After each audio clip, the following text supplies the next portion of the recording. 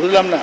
ঝড় উঠছে স্যার, ঝড়, বাইরে ঝড় উঠছে। তো ঝড় উঠুক না কেন, আমি তো ঝড় উঠাচ্ছি এখানে, ঝড় উঠুক। দেশের রাষ্ট্রপতি মোহাম্মদ শাহাবুদ্দিনকে ঘিরে রাজনৈতিক অঙ্গনে চলছে নতুন উত্তেজনা। সম্প্রতি এক পত্রিকাকে দেওয়া সাক্ষাৎকারে তিনি দাবি করেছেন তাকে পদত্যাগে বাধ্য করতে নাটক মঞ্চস্থ করা হয়েছে। একই সঙ্গে সাংবিধানিক নিয়ম লঙ্ঘনের অভিযোগ তুলে তিনি জানান, অন্তর্বর্তী সরকারের পক্ষ থেকে তাকে রাষ্ট্রীয় কার্যক্রমে বিরত রাখা হয়েছে।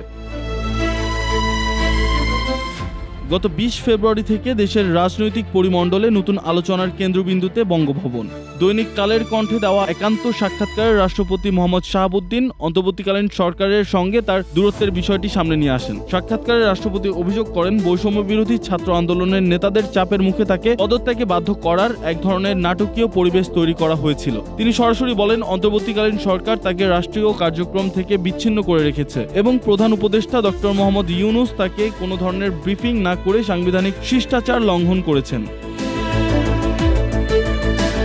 তবে অন্তর্বর্তীকালীন সরকারের পক্ষ থেকে এই অভিযোগ নিয়ে ভিন্ন সুর শোনা যাচ্ছে। অনেক বিশ্লেষক এবং ছাত্র আন্দোলনের সমন্বয়ক মনে করছেন, শেখ হাসিনার পদত্যাগপত্র নিয়ে রাষ্ট্রপতির আগের ও বর্তমান বক্তব্যের যে পার্থক্য, তাতেই তার নৈতিক অবস্থান দুর্বল হয়েছে। এদিকে এই সংকট নিয়ে প্রধান রাজনৈতিক দলের মধ্যে দেখা গিয়েছে মিশ্র প্রতিক্রিয়া।